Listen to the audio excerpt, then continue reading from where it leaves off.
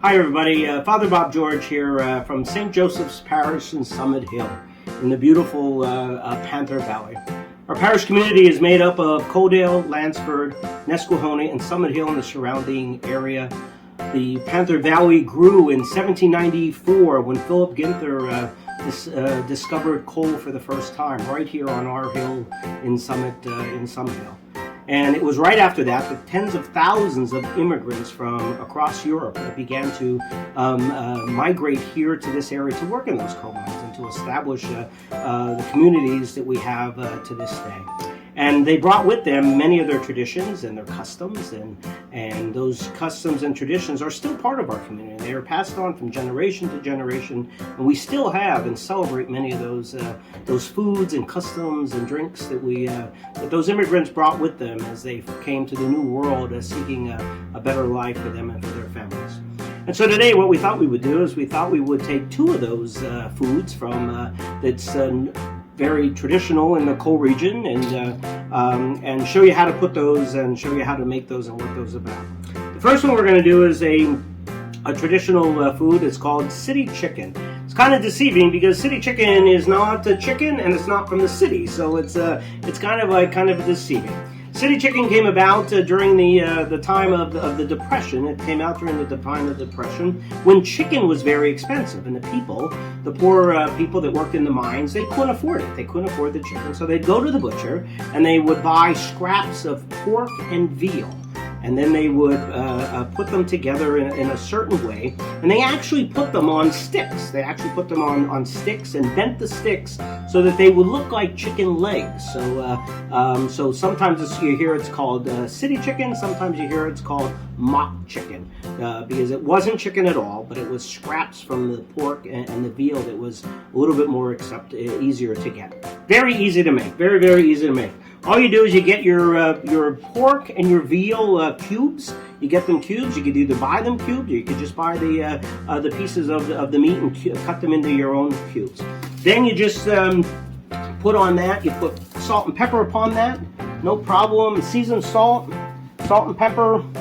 Again, up to everybody's taste on what you like. Then you get your cream and your milk and your eggs in order to dip. You dip those in, begin to dip those things in there, just like you would coat any other kind of chicken parm or any of those things.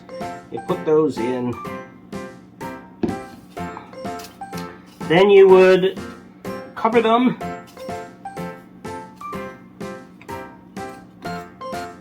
You cover them about. Then they say that you should dip them again. You dip them again to do another coating of it to make it nice and thick coating on there.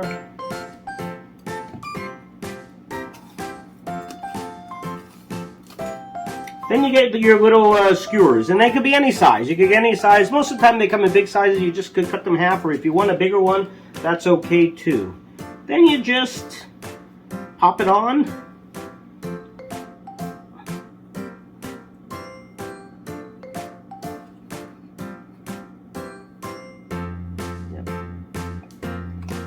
Pop that on, such as that, just like that. Then it comes out. We made a few already before we began taping, but that's the general idea. Then you would come over,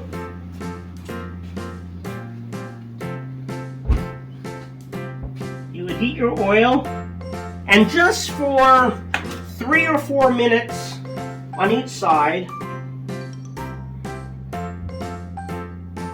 just for 3 or 4 minutes on each side, what you would do is you would put it in just to brown it, just to get it brown and on both sides. So you put it in there, you make sure your oil is nice and hot. Then you brown that on both sides for a little bit. Once they are browned, once it's browned and coated on both sides, then you would put it in the oven. You put it in the oven for about 375 for about 20 minutes until the meat is cooked thoroughly all the way through. Then, when that's done, you put it in the oven. We're waiting for the last couple minutes for our finished product to come out. So it has about 3 more minutes to go before we pull that out. But in the meantime, we have another thing. Another thing that's traditional, very traditional here in the coal regions is a drink. It's an alcoholic drink called boilo. And it's very traditional up here, and everybody has their own recipe. And many times these are family treasures, and if you ask somebody for the recipe, you might not get the exact recipe. They might leave an ingredient out or tell you to put a little bit of more of one thing in or a little bit less of another. They're very, very, they hold on to that family tradition, tradition and hold on to. But it's very easy to make. It's very easy to make. You start off with any kind of whiskey. You start off with any kind of whiskey at all. It's you're going to change the flavor of it, so it shouldn't be an expensive whiskey. The famous one up here is called Four Queens. That's what everybody buys. If you come to a liquor store up here in the coal regions around the Christmas season, there's cases and cases of this along the wall because everybody is buying it for their boiling. So the first thing is you put the booze, you put the whole bottle right in.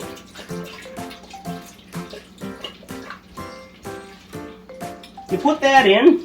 Then the other thing you put in is you put in a cup of water.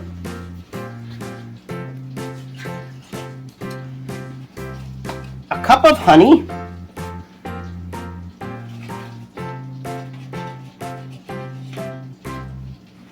And all of these can be changed to what you like. It could be, people put pumpkin in them, people put blueberries in them. You could put anything you want in these to make to make it your special. There's really no special. It's kind of like when you make soup. You can put anything you want in soup. It doesn't matter. It doesn't matter what you put in. Then you put oranges and lemons. Then you put a teaspoon of cinnamon, a teaspoon of cloves, a teaspoon of nutmeg.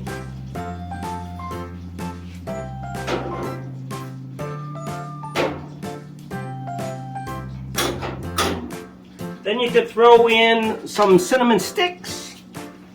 And again, it depends on what you like. It depends on what you like, and what flavor you like. If you want more honey, if you want more lemons, if you want, you could basically put anything you want into this drink. Then the whole idea is that you don't boil it, even though it's called boilo, you don't let it boil. You don't want to boil it. You want to let it simmer. You can let it simmer for half hour, 45 minutes, or even in a crock pot. You can put it in a crock pot and let it simmer in that crock pot all day long. And then the whole idea was, what was happening was, years ago, the people used to visit people during the week between Christmas and New Year's. They would go to different people's homes. They would go to their houses. And when you went in out of the cold to stay to see somebody and to spend some time and see their decorations and talk to them, you would be offered a glass of boilo. They would offer you a glass of boilo. It would be given to you. It would be a small little bit. It wasn't much, but it would warm you up, and then you would go out and you walk to the next house. And most houses, when you went to visit, they would have the boilo. They'd have it ready for you. And lo and behold, by the end of the night, you were feeling pretty good as you were walking because you had so much of it going from house to house. But it kept you nice and warm on those winter nights as you were visiting people celebrating the birth of Jesus. So it's definitely comes to us. It's a Christmas thing, and it's, like I said, it's famous up here. Anybody from the coal region has heard of boilo.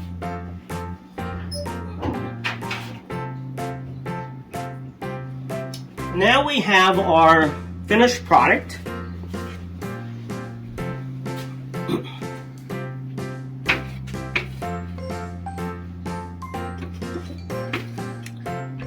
And when a lot of times what happens is people give boilo as gifts. People give boilo, you could either pour it right back into the, you'd use either a fine strainer or cheesecloth to so that all the seeds and all that don't necessarily get into the drink. or you could pour it right back into the bottle. A lot of people, I knew I was back in the coal regions because my very first night here in Summit Hill back in June, I got a bottle of boil on the counter. It was sitting there for me. And this Christmas, I got about 10 of these. I have about 10 of these, the little mason jars. Everybody has their own family recipe. And so you would then pour it in.